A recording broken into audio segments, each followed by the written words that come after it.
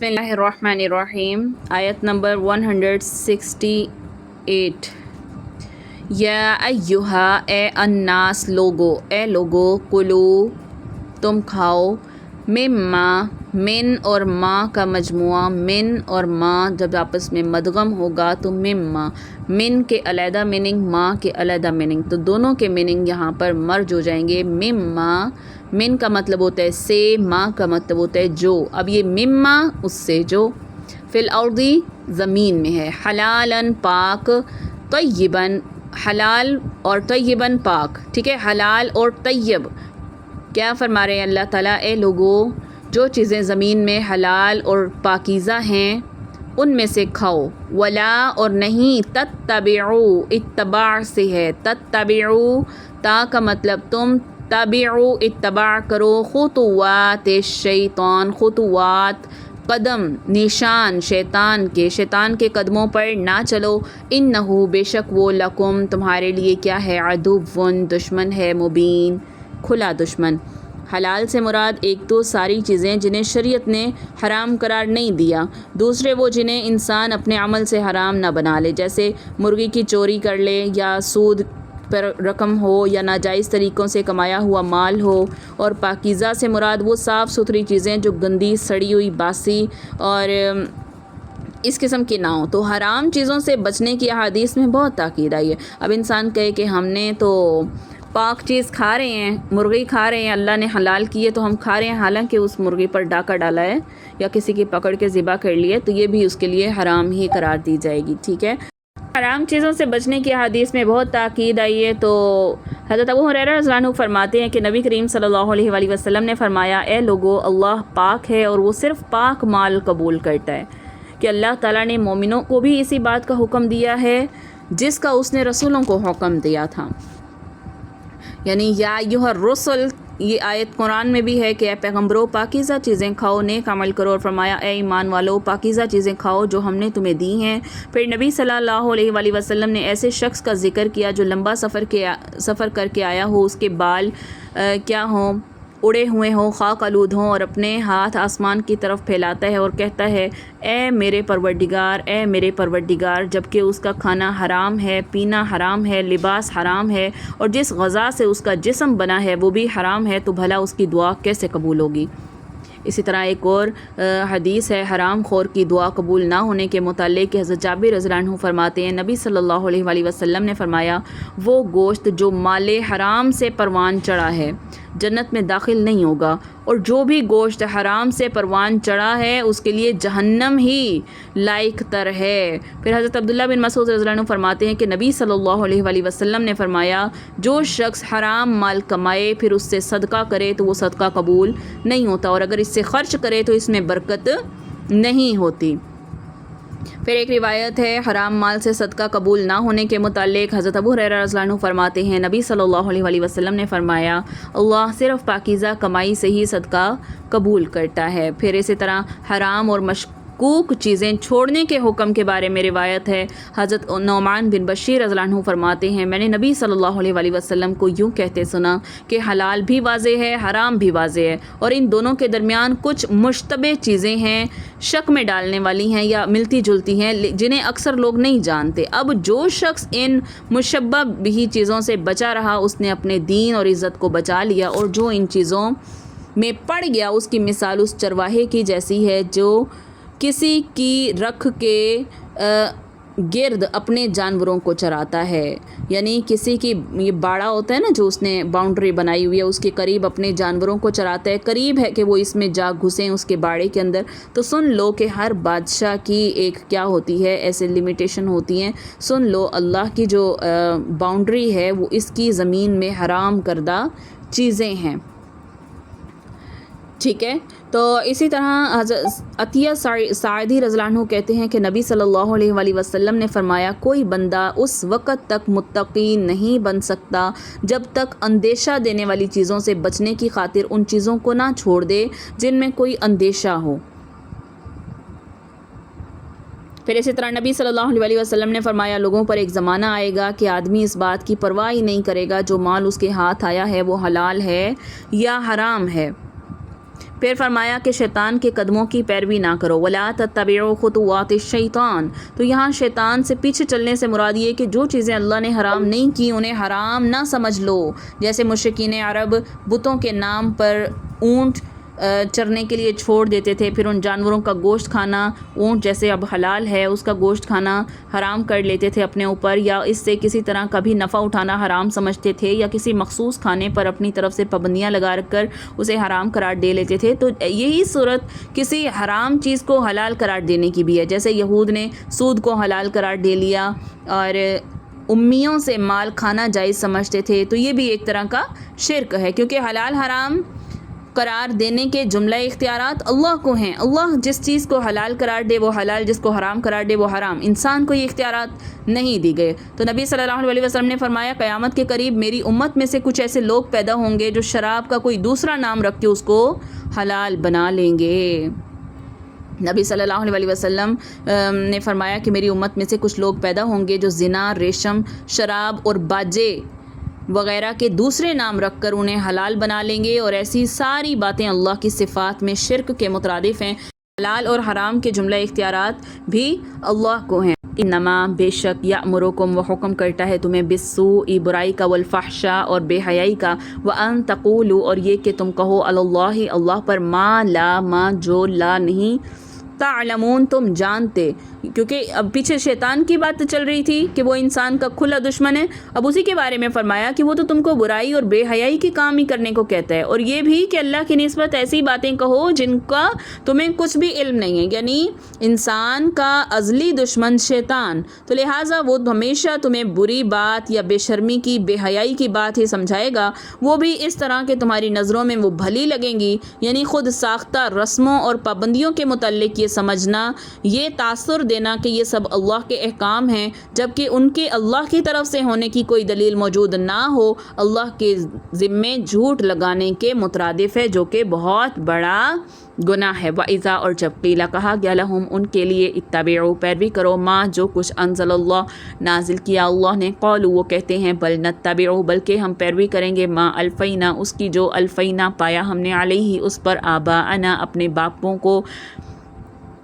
اولو کیا اگرچہ کانا ہوں، آباؤہم ان کے باپ دادا، لا یعقلون نہ عقل رکھتے ہوں، شیئن کچھ بھی، ولا یہتدون اور نہ وہ سیدھے رستے پر ہوں۔ کیا فرمایا؟ باپ دادا کی تقلید گمراہی کا بہت بڑا سبب ہے۔ انسان اپنے آبا اور بزرگوں سے عقیدت کی وجہ سے یہ سوچنے کی زحمت گوارا ہی نہیں کرتا کہ ان سے کوئی غلطی ہو سکتی ہے، اس لیے اللہ نے قرآن کریم میں بے شمار مقامات پر تقلید آبا کی مذمت فرمائی ہے اور اسے شرک قرار دیا ہے، کیونکہ آبا کا عمل کوئی شرعی دلیل نہیں ہوتا، بلکہ ہر کام کے متعلق یہ تحقیق ضروری ہوتی ہے کہ آیا وہ شرعاً جائز ہے یا نہیں، پھر چاہے اس کی زد میں اپنے آپ پر یا اپنے باپ دادوں پر کیوں نہ بات آتی ہو۔ ایسا نہیں ہونا چاہیے کہ اگر کسی کے باپ دادا سے کوئی غلط کام ہو گیا ہو تو وہ غلطی پشت در پشت اس کی نسلوں میں منتقل ہوتی چلی جائے، حتیٰ کہ اسے عین دین کا کام ہی سمجھا جانے لگے۔ ایسا نہیں ہونا چاہیے، انسان کو عقل کے گھوڑے دوڑانے چاہیے، شریعت کا حکم اس کے متعلق معلوم کرنا چاہیے۔ وَمَثَلُ اور مثال، الَّذِينَ ان لوگوں کی، کَفَرُوا جو کافر ہوئے، کَمَثَلِ الَّذِي فرسٹ پارے میں ہم نے پڑھا تھا، کاف کا مطلب ہے کمپیریزن کے لیے، جیسے مثلی مثال، جیسے مثال، الَّذِي اس کی جو ینعقو بما لا یسمع، ایکو چلاتا ہے، بما اس چیز کے آگے، لا یسمعو جو نہیں سنتی، الا مگر، دعاءن بلانا، ونداءن اور پکارنا۔ جو لوگ کافر ہیں ان کی مثال اس شخص کی طرح ہے جو کسی ایسی چیز کو آواز دے جو پکار اور آواز کے علاوہ کچھ سن ہی نہ سکے، سمن بہرے ہیں، بکمن گنگے ہیں، عمیٌ اندھے ہیں، فہم پس وہ، لا یعقلون نہیں سمجھ سکتے۔ یعنی کافروں کی مثال ان بے عقل جانوروں کے ساتھ دی گئی ہے جنہیں چرواہا جب پکارتا ہے تو وہ یہ نہیں سمجھ سکتے کہ وہ کہہ کیا رہا ہے، بلکہ صرف آواز سن کر ادھر ادھر ہو جاتے ہیں، اور جانوروں کی طرح یہ کافر بھی حق بات سن کر نہ اسے سمجھ سکتے ہیں، نہ ہی حق بات کہہ سکتے ہیں، اور حق کے معاملے میں بالکل اندھے ہیں۔ پھر انہیں ہدایت نصیب ہو تو کیسے ہو، جبکہ ہدایت پانے کے سارے راستے انہوں نے خود ہی اپنے اوپر بند کر رکھے ہیں۔ یا ایھا الذین، اے لوگو جو آمنو ایمان لائے ہو، کلو کھاؤ من طیبات پاکیزہ چیزوں میں سے، ماں جو کچھ رزقنا رزق دیا ہم نے، رزق رزقنا ہم نے، تم سب کو دیا، وشکرو اور شکر کرو، للہ اللہ کے لیے، ان کنتم اگر تم ہو، ایا اسی کی، صرف اور صرف اسی کی، تعبدون عبادت کرتے۔ اے ایمان والو، جو پاکیزہ روزی ہم نے تمہیں دے رکھی ہے انہیں کھاؤ پیو، اللہ کا شکر کرو اگر تم خاص اسی کی عبادت کرتے ہو۔ اب اس میں خطاب جو ہے وہ سارے لوگوں سے کیا جا رہا ہے۔ پچھلے جو آیت آئی تھی وہاں سارے لوگوں سے کیا گیا تھا، چاہے وہ مسلمان انبیاء جو بھی تھے۔ یہاں پر خطاب عام انسانوں سے، عوام الناس سے ہے، اور عوام الناس میں سے مومن خاص طور پر خاص کیا نا، یا ایھا الذین آمنو، ایمان والے، اسی لیے انہیں تاکید کی جا رہی ہے کہ کھانے کے بعد اللہ کا شکر بھی ادا کرو، کیونکہ یہ مومن ہی ہوگا جو اللہ کا رزق کھا کے اس کا شکر ادا کرے گا۔ انما بے شک، حرم حرام کیا، علیکم تمہارے اوپر، میتا کیا حرام کیا، مردار، میتا میت سے مردار، والدم اور خون، ولحم الخنزیر لحم گوشت، خنزیر خنزیر کا، سور کا، وما اہلا اور جو کچھ اہلا پکارا جائے بھی جس پر، لغیر اللہ غیر اللہ کا نام۔ 4 چیزیں حرام کیا تم پر، کیا؟ مردار، خون، خنزیر کا گوشت، اور وہ جانور چاہے وہ حلال ہے جس پر غیر اللہ کا نام لے لیا وہ بھی حرام ہو گیا۔ فمن اضطر، فمن پس جو کوئی، اضطر مضطرر، کیا مراد ہے کہ جو کیا ہو، حد یہاں پہ بے بس ہو جائے، مضطر اضطراب سے ہے اصل میں، اضطراب جو بے بس ہو جائے، غیرہ نہیں، باغن بغاوت کرنے والا ہو، نہ ہو حد سے نکلنے والا، ولا عادن اور نہ زیادتی کرنے والا، فلا اثم علیہ پس نہیں ہے اس پر کوئی گناہ۔ ان اللہ بے شک اللہ تعالی، غفور الرحیم بخشنے والا مہربان ہے۔ تو آیت میں اللہ تعالیٰ نے کیا فرمایا کہ 4 چیزیں حرام جو ہے ان کا ذکر کر دیا۔ کیا؟ مردار، چاہے وہ کسی طریقے سے بھی مرا ہو، طبعی موت سے، یا کہیں گر کر، یا لاٹھی لگنے سے، یا سینگ سے، ایک جانور نے دوسرے کو سینگ مارا مر گیا، یا کسی درندے نے مار ڈالا، یہ ساری صورتیں حرام ہیں۔ وہ خون جو ذبح کرتے وقت، خون کے بارے میں کیا ہے کہ وہ خون جو ذبح کرتے وقت رگوں سے باہر نکل جاتا ہے اور جو گوشت کے ساتھ لگا رہے، اس میں کوئی حرج نہیں ہے، جو نکل جاتا ہے ذبح کے دوران وہ حرام۔ حدیث میں آیا ہے کہ 2 مردار حلال ہیں، یعنی مچھلی اور ٹڈی، اور 2 خون حلال ہیں، کون سے؟ کلیجی اور تلی، جو منجمد خون ہی ہوتا ہے۔ پھر خنزیر کا گوشت، خنزیر یا سور جو نجس العین ہے، اس کا گوشت، صرف گوشت کھانا ہی حرام نہیں بلکہ یہ زندہ ہو، مردہ ہو، کسی بھی چیز سے اس کی فائدہ اٹھانا جائز نہیں ہے۔ پھر نمبر 4، ہر وہ چیز جو اللہ کے علاوہ کسی دوسرے کے نام پر مشہور کر دی جائے۔ عموماً یہ سمجھا جاتا ہے کہ جس جانور پر ذبح کرتے وقت اللہ کے علاوہ کسی دوسرے کا نام لیا جائے صرف وہی حرام ہوتا ہے۔ یہ تصور غلط ہے، کیونکہ قرآن کے الفاظ میں نہ جانور کا ذکر ہے نہ ذبح کا، بلکہ ماں کے لفظ میں عمومیت ہے، ہر چیز کو شامل ہے جس پر غیر اللہ کا نام لیا جائے۔ اس کا معنی یہ ہوگا کہ جو چیز کسی بزرگ نے یا دیوی دیوتا کے تقرب حاصل کرنے کے لیے، اس کے نام پر مشہوری کرنے کے لیے جو ہے کی جائے گی وہ بھی حرام ہے۔ مثال کے طور پر امام جعفر کے کونڈے ہو گئے، بی بی کی، یہ مطلب یہ مرشد کا بکرا ہو گیا، اس نے ذبح کرنے کے لیے دیا، یا اس نے کوئی مرغی کہی کہ یہ ذبح کی جائے، تو اگر وہ ذبح کرنے والا جانور ہے تو چاہے اس پر ذبح کے وقت اللہ کا نام ہی کیوں نہ لیا جائے وہ حرام ہی رہے گا، بلکہ کسی دوسرے کی نیت رکھنے سے بھی وہ حرام ہو جاتا ہے، کیونکہ اللہ کی عطا کردہ چیزوں کی قربانی یا نظر و نیاز صرف اسی کے نام کی ہونی چاہیے، اس میں کسی دوسرے کو شریک نہ بنایا جائے۔ ہاں اگر کوئی شخص کوئی صدقہ خیرات کرتا ہے یا قربانی کرتا ہے، یا اس سے اس کی نیت یہ ہو کہ اس کا ثواب میرے فوت شدہ والدین یا فلاں رشتہ دار یا مرشد کو پہنچے، تو اس میں کوئی حرج نہیں ہے، یہ ایک نیک عمل ہے جو سنت سے ثابت ہے۔ پھر اس آیت میں حرام چیزوں کو استعمال کرنے کے لیے اللہ نے 3 شرائط بیان کر دی۔ کون سی؟ حرام چیز کے استعمال کے لیے 3 شرائط کیا؟ فمن اضطر، جو بے بس ہو جائے، غیر باغن، نہ ہو حد سے نکلنے والا، ولا عادن، نہ زیادتی کرنے والا، تو فلا اثم علیہ، اس پر گناہ نہیں ہے۔ یعنی اسے بھوک یا بیماری کی وجہ سے جان جانے کا خطرہ لاحق ہو گیا ہو اور اس حرام چیز کا کوئی بدل موجود نہ ہو، وہ اللہ کا باغی یا اللہ کا قانون توڑنے والا نہ ہو، یعنی جو چیز کھا رہا ہے اسے حرام ہی سمجھ کر کھائے، حلال نہ سمجھے، اتنا ہی کھائے جس سے اس کی جان بچ جائے اور اس کے بعد اس کا بدل میسر آ سکے، یعنی اس کی جان بچ جائے اور وہ حرام کی جگہ حلال تلاش کرنے کو پھر سے نکل پڑے۔ پھر اگر وہ غلط اندازے سے کچھ زیادہ بھی کھا لے گا تو اللہ معاف کر دے گا، اور یہ غلطی جان کے تلف ہونے کے متعلق بھی ہو سکتی ہے، یعنی اس کی جان جانے کا خطرہ تھا جس پر اس نے یہ عمل کیا۔ خوراک کی مقدار کے متعلق بھی ہو سکتی ہے کہ وہ صرف اتنا 1-2 لقمے لے کہ بس اس کی جان بچ سکے۔ ان الذین، بے شک وہ لوگ، یکتمون، چھپاتے ہیں، ما، جو کچھ، انزلا، نازل کیا اللہ نے، من الکتاب، کتاب میں، ویشترون، اور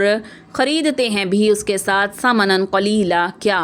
تھوڑی قیمت، تھوڑا فائدہ، تھوڑا منافع۔ اولئک، یہی لوگ، ما یاکلون، نہیں، یاکلون، کھاتے، فی بطونہم، اپنے پیٹوں میں، الا النار، مگر آگ ہی، یہ اپنے پیٹوں میں صرف آگ ہی بھرتے ہیں۔ ولا یکلمہم اللہ، ولا، اور نہیں، یکلم، تکلیم، کلام، اور نہیں کلام کرے گا، ہم، ان سے، اللہ، یوم القیامہ، قیامت کے دن، ولا یزکیہم، اور نہ ان کو پاک کرے گا، ولہم عذاب علیم، اور ان کے لیے کیا ہے؟ درد دینے والا عذاب ہے۔ بتایا کیا جا رہا ہے کہ حق کو چھپانے کا ایک پہلو یہ بھی ہے کہ پیشوا قسم کے لوگ اس کے عوض کچھ نہ کچھ دنیاوی مفاد اور مال و دولت حاصل کر لیتے ہیں اور غلط فتویٰ دیتے ہیں۔ تو یہاں پر ہے نا کہ ان الذین یکتمون، جو کیا کرتے ہیں، پیچھے بھی ہم نے ایک ایسی آیت پڑھی تھی، آیت نمبر 159 میں، کہ جو حق کو چھپا کر غلط فتوے دے کر حرام خوری کرتے ہیں۔ حق بات کو چھپا کر جو اللہ نے ان کی کتاب میں نازل کی ہے اور جو ہدایت انہیں دی ہے پچھلی کتابوں میں، وہ کیا کرتے ہیں؟ اس کو چھپا کر یا اس کو بیچ کر، اس کے متعلق غلط فتویٰ دے کر، بیچنے سے مراد اس کے متعلق غلط فتویٰ دے کر رقم بٹورنا ہے، تو یہ بھی کیا ہے؟ دنیاوی فائدے کے لیے رقم وصول کی، تو یہ اصل میں جو رقم کھاتے ہیں اپنے پیٹوں میں، آگ بھرتے ہیں۔ تو حق کو چھپانے کا ایک پہلو یہ ہے کہ پیشوا قسم کے لوگ اس کے عوض کچھ نہ کچھ دنیاوی مفاد اور مال و دولت حاصل کر لیتے ہیں آیات کی تبدیلی کر کے، اور فقہا کے مختلف اقوال کو بنیاد بنا کر غلط فتوے دیتے ہیں۔ اسی طرح ایک طرف تو لوگوں کو گمراہ کرتے ہیں، دوسرا ان سے پیسے وصول کرتے ہیں، اور مزے کی بات یہ کہ فتویٰ جتنا زیادہ غلط قسم کا ہوگا اتنا ہی اس کے دام زیادہ وصول کریں گے۔ تو یہ مال بلا شبہ حرام ہے، اور دوزخ کی ظاہری آگ کے علاوہ ان کے اندر بھی آگ لگا دے گا۔ تو یہاں کلام نہ کرنے سے مراد، یعنی اللہ ان سے کلام نہیں کرے گا، ولا یکلمہم اللہ یوم القیامہ، تو اللہ کی انتہائی ناراضگی مراد ہے۔ فقہا کہتے ہیں کہ جن کاموں سے متعلق یہ بات ذکر ہو جائے نا کہ اللہ ان سے کلام نہیں کرے گا یا ان کی طرف نہیں دیکھے گا یا انہیں پاک نہیں کرے گا، تو ایسے سارے کام کیا ہیں؟ کبیرہ گناہ ہیں، اور مسلمانوں کی تو ایک کثیر تعداد ایسی ہوگی جنہیں اللہ دوزخ میں داخل کرے گا، یہاں تک کہ وہ گناہوں سے پاک صاف ہو جائیں۔ لیکن کچھ گناہ ایسے بھی ہیں کہ دوزخ کی آگ سے پاک صاف نہیں ہوں گے، جیسے شرک، یا جن کے متعلق ہے کہ ہمیشہ وہ جہنم میں رہیں گے، اس طرح کے جن کے متعلق الفاظ آئے ہیں۔ تو رہی یہ بات کہ اللہ ہر ایک سے حساب کتاب لیتے وقت تو کلام کرے گا ہی، تو اس کا جواب یہ ہے کہ ایسے لوگوں سے اللہ کا حساب لینا بھی شدید کیا ہوگا؟ سخت ہوگا، اور ڈانٹ ڈپٹ کے ساتھ ہوگا، یا فرشتوں کے ذریعے ان سے حساب لیا جائے گا، واللہ عالم۔ اولئک الذین، یہی لوگ جو اشتروا، خرید لیتے ہیں، جنہوں نے مول لے لیا، کیا؟ ضلالت، گمراہی کو، ہدایت کے بدلے، بالہدا، با مطلب بدلے، ہدا ہدایت کے، والعذاب، اور عذاب کو، بالمغفرہ، بدلے بخشش کے، فما اصبرہم، پس کیا وہ صبر کرتے ہیں، علی النار، آگ پر۔ تو کیا فرمایا؟ یہ وہ لوگ ہیں جنہوں نے ہدایت چھوڑ کر، گمراہی کو، بخشش چھوڑ کر عذاب کو خریدا، یہ جہنم کی آگ کی گرمی کو کیسے برداشت کرنے والے ہیں. یعنی اللہ کی آیات کو چھپا کر لوگوں کو گمراہ کرنے والے، غلط تعویلات کے ذریعے لوگوں سے نذرانے وصول کرنے والے جو علماء ہیں، جو پیشوا حضرات ہیں، جنہیں خوب معلوم ہے کہ ان کی ان کرتوتوں کی سزا کس قدر سخت ہے، اس کے باوجود وہ ان حرکتوں سے باز نہیں آتے، ان کی یہ جسارت جو ہے یہ بڑی حیران کن ہے. ذالک، یہ بھی ان اللہ، اس لیے کہ اللہ نے نزل الکتاب، اتارا ہے کتاب کو، بالحق، حق کے ساتھ، وان الذین، اور بے شک وہ لوگ جنہوں نے اختلفوا، اختلاف کیا، فی الکتاب، کتاب میں، لفی شقاق، البتہ کیا ہے، شقاق، خلاف، بعید، دور کے، یعنی کہ وہ دور کے